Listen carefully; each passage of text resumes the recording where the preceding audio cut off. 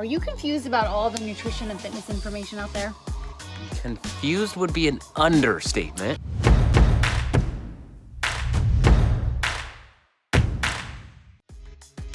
Yeah, so guys, if we're feeling confused, you must be feeling confused. So in today's video, we are going to dispel the top 5 fitness and nutrition myths. We're gonna give you complete clarification. That way you can be set up for success on your weight loss journey. And if you're new to my channel, welcome. My name is Angelica Ventrice, and I help busy professional women heal their guts, heal their minds, and transform their bodies without restriction. Today's special guest is my boyfriend, Mike. He is also a health coach to busy professional males. So any men out there, if you need some help, Mike is your man. Drop in the comments. All right, so let's dive into myth number 1. And if you watch my most recent YouTube video, is cardio making you fat? Then you'll know where we're going with this. So the most common myth, one of the most common myths out there, is that cardio is the best way to get fit. And I'm going to disagree with this. Wrong, big mother freaking X, because yes, cardio is great from a cardiovascular standpoint, but if you're trying to sculpt your body and you're trying to lose fat, doing long bouts of cardio is actually gonna deplete your muscle. It's going to make you more hungry.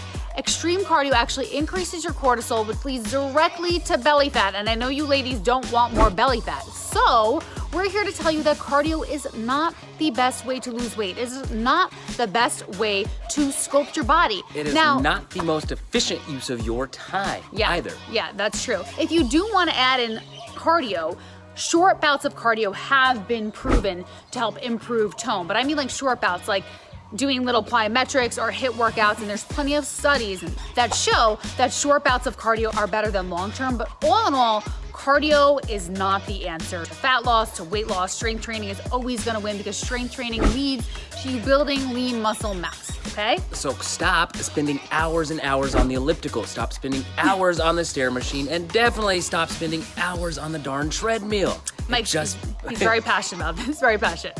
Okay, let's dive into myth number 2. So we hear this a lot, don't eat carbs. Carbs will make you fat. What do you think about that, Mike? I ate a lot of carbs, and do I look fat? A little today. No, I'm just kidding. No, yeah, that is the second, probably one of the biggest myths that I get asked about frequently is, Mike, I wanna lose weight, I wanna get fit, I wanna get healthy, I'm gonna quit eating carbs. Why? Why do you want to quit eating carbs? Okay, carbs are our fastest fuel source. Our brain needs carbs. Our bodies need carbs to function, okay? Carbs did not make anybody fat. A banana never made you fat. Banana never made A sweet potato never made anybody fat. The problem is it's an abundance of the wrong types of carbs at the wrong time. Exactly, so nutrient timing plays a role, right? And let's talk carbs. Let's talk sweet potato versus brownie, sweet potato versus donut, right? Or whole wheat pasta versus red lentil pasta. So there's a lot of different carb options out there, just like there's a lot of different fat options and protein options. But just cutting out one whole macronutrient group, I think you would agree, is gonna set you up for failure. You don't need to cut all carbs. You don't need to go ahead and say, oh, I'm gonna do keto because Susie down the street did keto. That's great, but everyone's bodies are unique, and we've worked with like over thousands of clients at this point, and they eat carbs and they look good. The problem is it's not sustainable as well. When I tell you to cut out your favorite foods, cut out this entire food group, your willpower works for a little while, for a couple of weeks at max. At max, if you're lucky, usually a few days. So when you cut out a complete group of foods, you now have put yourself into deprivation. Right, which leads us into myth number 3. So this is a common one, and it's the eat less, so put yourself into a caloric deficit, move more. Let me tell you, ladies, that doesn't work. And men, if you're watching as well. Because what happens over time is, sure, caloric deficit will get you to lose some weight for the short term. Now, but you're not looking to lose weight for the short term. You want to keep it off for life. Am I right? You didn't come here to just lose 10 pounds and to gain it back in a few months. And I know that's what's been happening to you. So every time you eat less and then decide to work out more, you're putting your body into a state of adrenal fatigue. You're increasing your cortisol, which is leading directly to belly fat. Your stress hormones are just going through the roof, and you're actually starting to look more inflamed because your body's in starvation mode. Your body's like, hey girl, I'm freaking hungry. Can you feed me? And then you're going for a run on top of it, and you already did another workout, and you're thinking, oh, I need to add in more workouts, and I need to move more. And your body is just like, where's the food at? Well, where's the food Where's it at? Yeah, so eat less, move more is a complete myth, guys. And how do I know this? take a look at what you've been doing. How long have you been, Under or eating. how many times have you underate, worked out more? I'm gonna work out, an hour and a half every single day this week, and I'm only gonna eat 1,200 calories. Look at your own results. What has it gotten you so far? Right. Okay. And the problem with this is it's that cycle too, right? It's I'm gonna it's a cyclical eat less, thing. move more, scale moves a little, then it gain it back, scale moves, and it's like this really bad cycle. And that's what I teach the women in my program. And I get it. I used to be there too at one point. When I went through my weight loss journey, I was like, I'm just gonna restrict my calories as much as possible. I wouldn't even let myself eat watermelon. I was crazy. And I lost weight for a little while there, and then all of a sudden it was like I ballooned back up. Typically, I see it work for 3 weeks, 4 weeks at max. Now the next two myths coming up are really big ones too, and the fifth one is you're gonna be shocked by. So the next one is lifting weights will make you bulky.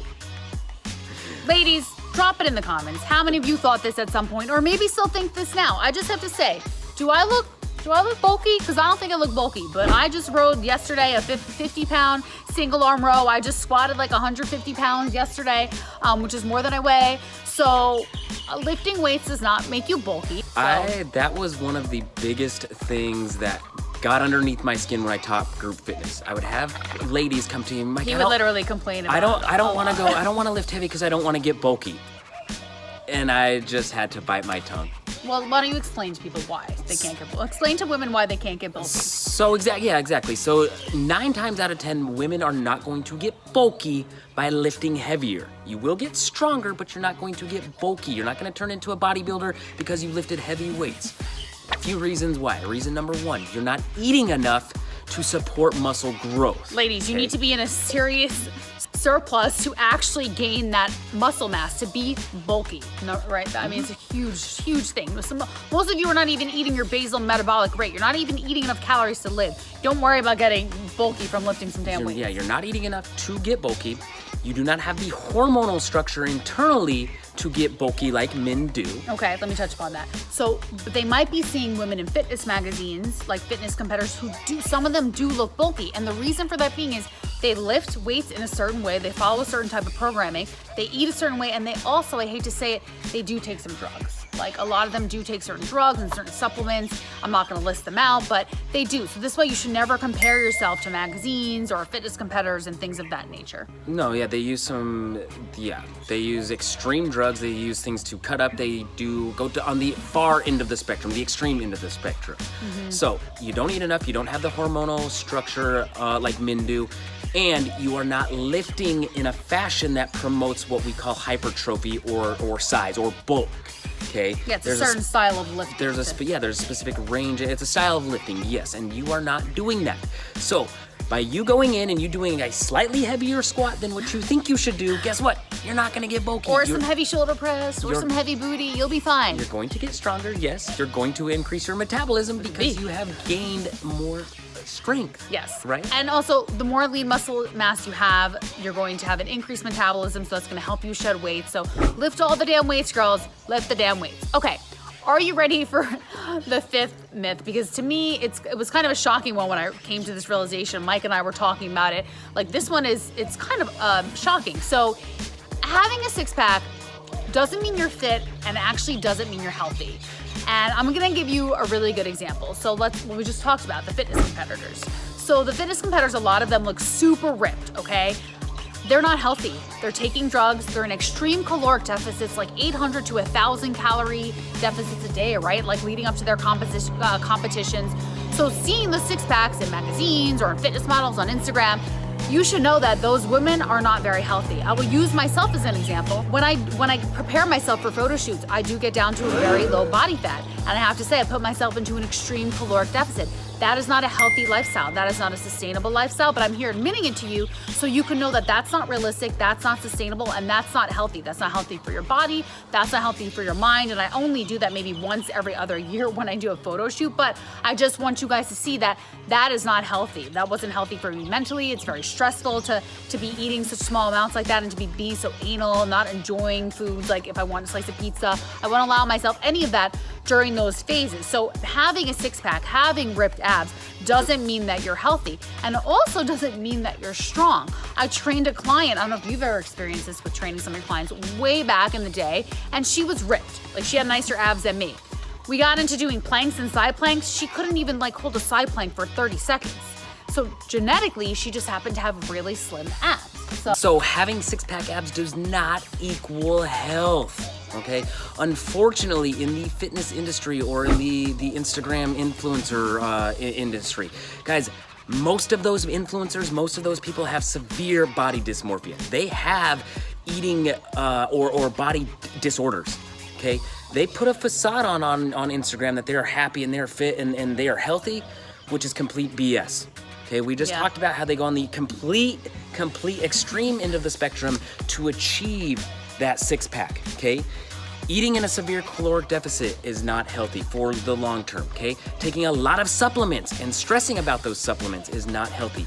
Missing out on social events or missing out on one enjoyment meal because you are so worried about your image, about that six-pack, is not health.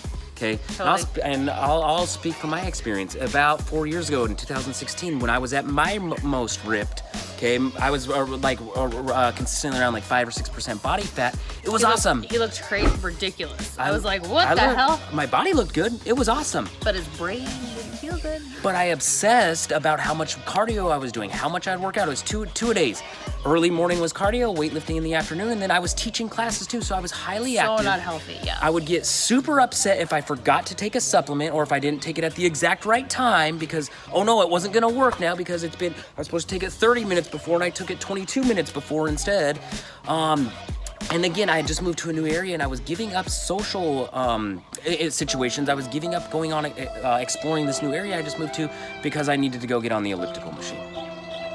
It wasn't like that when we met, thank God, because or else we wouldn't be dating. But all right, guys, thank you so much for listening. Make sure to like, subscribe, and drop any comments or questions you may have for either one of us. And make sure you stick around for my next video because it is going to be on why you cannot spot reduce belly fat, leg fat, any fat you can't spot reduce. So make sure you catch that one, and we'll see you guys soon. Thanks.